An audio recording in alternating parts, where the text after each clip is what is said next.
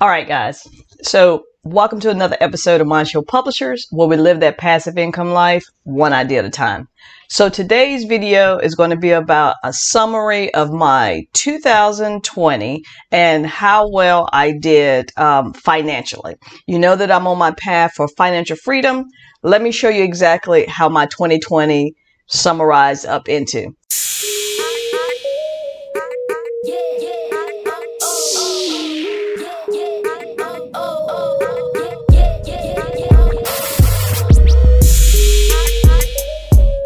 All right. So when it comes to income, there are three categories that I put all income in. It doesn't matter the type of income it is. I'm able to categorize them into three different categories. And you can see on the screen where I have active, I have passive, and I have portfolio. We're going to talk about those three different categories. And then we're going to get into the types of income streams that you can put in all three of those categories. So let's talk about the first one, active income. When you think about active income, it basically is your 9-to-5 job. If you have a job that you are getting paid a salary, for, so it could be salary, it could be wages, it could be tips. Any of those things, they are considered active income. You are doing something that basically you're getting paid, time, for money. That's basically the, how it balances out. If you're given time, you're getting paid for that particular time. And your salary that you get, that's basically earned income. So that's what active income summarizes into. So let's go to the next one. The next one is my favorite one. It's passive income. And passive income, I know you've heard of this before. Passive income is where you're doing a little bit of upfront work and then you continue to get paid off of that work. Some people may say residual, income, you do some work and you still continue to get paid after that work is done. Passive income, residual income, they intertwine, they're synonymous, with each other. So passive income is the type of income you want to be able to do. So when you look at different things like KDP, books that you might create that you upload on that site, or you look at training classes that you may have. So Udemy, that's the thing that's showing in the middle.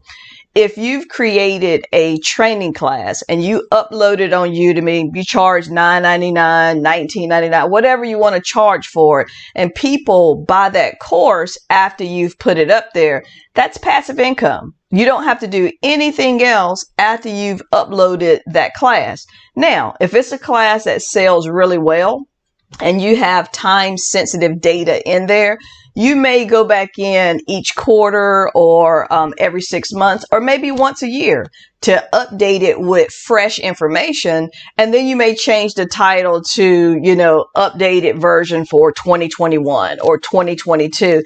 It's still passive income because you've done that upfront work and you continue to get paid off of it. YouTube is the same way. A lot of people, just like me, we're doing YouTube videos with hopes of being monetized so that when you watch our videos, we may get a small amount off of the videos when you watch it. And the goal is putting out great videos that you guys can utilize. Anybody can create a YouTube channel. And it's not easy to get monetized. It's not easy to get subscribers. And my plug, please subscribe to my channel. That is a way that I like to try and make money off of some of my videos. But I don't want to make money off of videos that's not helping you. And that's my goal with this. I always want to put out a video that can help you along your path for financial freedom. So that's passive income. The last type of income is portfolio income. So if you have a 401k, if you have a Roth IRA, a traditional IRA, any type of brokerage accounts, it could be a 529, that you may have for your child's education that you're trying to save money for. But any of those things, that's within your portfolio. And within your portfolio, you have mutuals, mutual funds, you have bonds, savings bonds, you have real estate investment. You have all these different types of things that summarize what's in your portfolio. That basically are the three different categories that I put money into. So you got the active income, you have the passive income, and then you have the portfolio income. Now let's talk about income streams, because I know you've seen several videos. Even at the title of my video, I talk about the 7 income streams that I have that basically all my money falls into. There's actually 8 in my opinion. There's going to be other videos that you're going to see, and it's going to talk about 12 income streams. You know, some may say 5 income streams. I have 7 that I'm a part of, but I basically explain about 8 different income streams. When you start looking at these, once you understand what income streams are and the categories, you're going to be able to understand how to fit the different income streams into that. So if you're looking at the screen now, I have listed 8 income streams. Of these 8 income streams, I took them and I fit them into the 3 categories that we just talked about. So an active income stream, what do I have that's considered active income stream? Well, the first one is my regular 9-to-5 job. I have a 9-to-5 that I get paid a salary for. So that makes up a bulk of my active income. The other thing that I have in there is my Amazon FBA business. I'm a reseller on Amazon. I consider that active income because I do get paid a salary. Even if you're an independent contractor, you are getting paid a salary or money, whatever. You're getting paid money to actually provide a service. So I put that in my active income. Those are 2. The next 3 items fall into my passive income. So with my passive income, I talked about the residual income.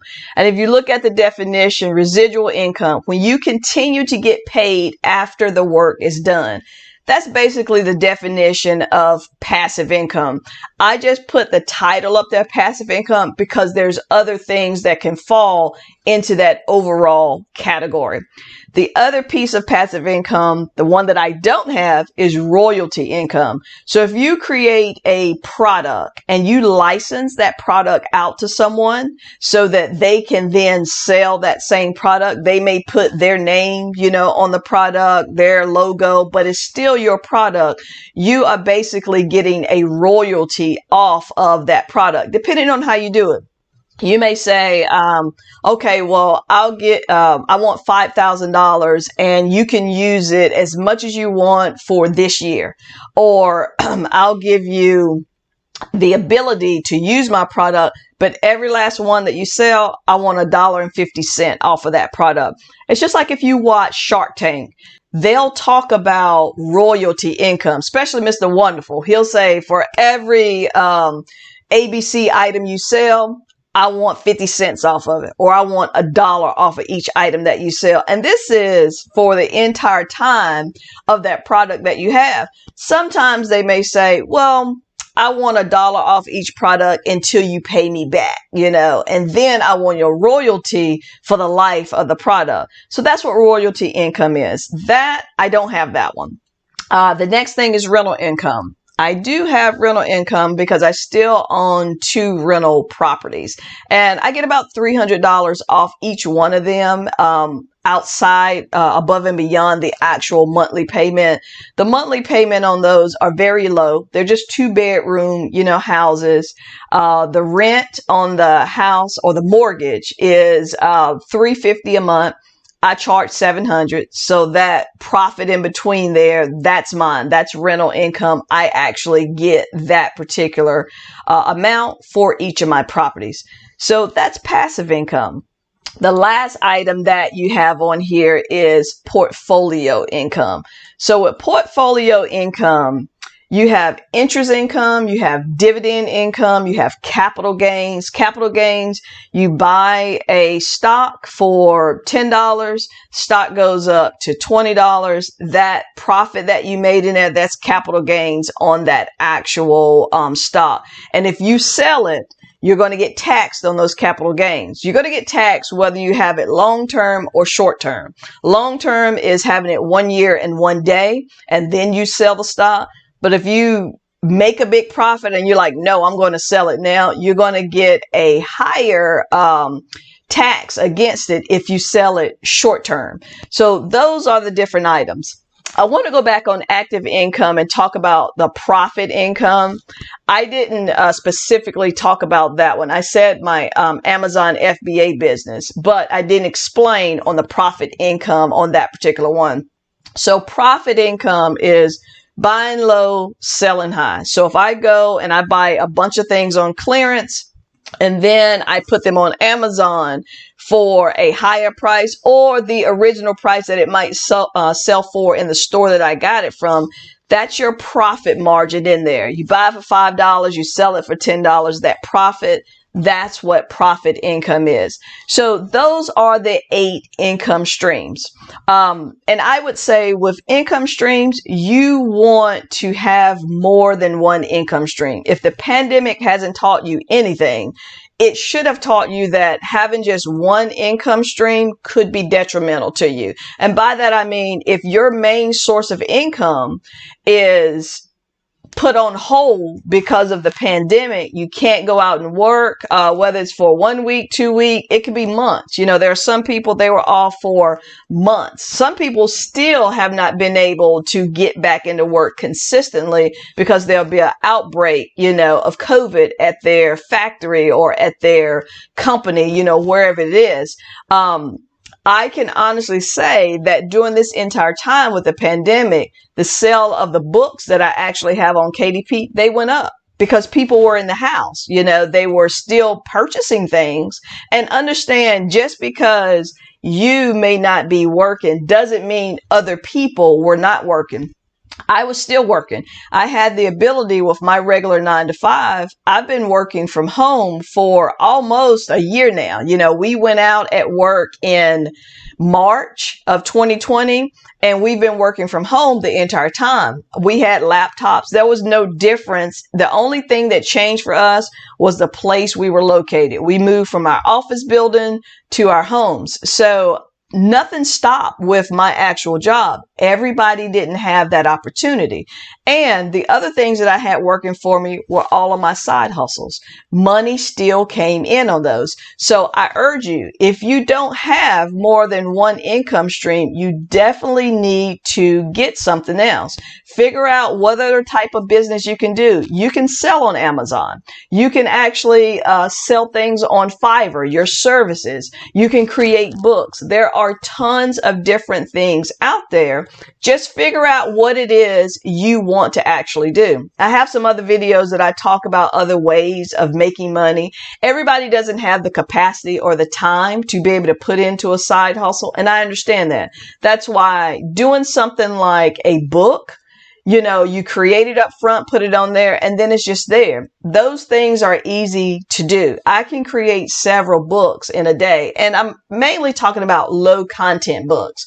So if you are not familiar with what a low content book is, it's simple. It could be a log book that you create, a guest book. It could be something that helps people track their budget. Whatever it is, if you go and do a search on Amazon for log books, guest books, you know, different things like that, you'll see tons of books that come up. And you have people that will create these books and they just change the cover on the book. Let's say you're creating a book for budgeting. You know, there's a lot of apps and different things that you can get on your smartphone for budgets, but there are a lot of people that still like to write stuff down. So you might create a log book for a year, and each week you got a page in there for people to create their budget or their grocery list. You know, whatever it may be, you can create those books. It's simple to do. And then you can upload it, sell it for $4.99, $5.99, $6.99, whatever you want to sell it for on Amazon. And as people buy it, you have money that's coming in. I have a low content book that I've sold over 1,800 copies of it. It's my highest selling book. And it's a coloring book that I actually did, and it sells every day. I created another one last year because that one was doing so well. So I now have 3 different coloring books that's out there. But I have 50 plus KDP books, books basically on Kindle Direct Publishing. So if I can do it, I know you can do it. So the final thing, I just wanted to show you how my 2020 summarized. And you saw the title, the $268,000. So my total for 2020, net income, meaning this is after I had paid taxes, after I had paid for any other products that I was selling, this is what I brought in, $268,580. $152,000 of that was in my active income. So with my regular job and my Amazon, within my 2020 passive income, that number is incorrect. It's 5,112, but there should be another 8,000 that is put in there because I didn't put my mortgage, my rental property income. I forgot to add that in there. But either way, 5,000, I made that off my books on KDP. You can look at my other video to see how I did that. And then the final thing is my portfolio income. I have 401ks, I have brokerage accounts, I have Roth IRAs. All of this, it brought in $111,000. So basically, summary for 2020, I bought in $268,580. My goal for 2021 is I want to double that. So it'd be 500 some thousand dollars. Think like 537,000, but whatever. I want to double that amount in 2021. So my question for you is, what income streams do you have? Do you have more than one? Do you have income streams that can keep working while you're asleep? If another pandemic happens, do you have income streams that can keep you going? If not, put a line down below. Let me know the types of things that you're interested in doing. I will be more than happy to help you any way that I can.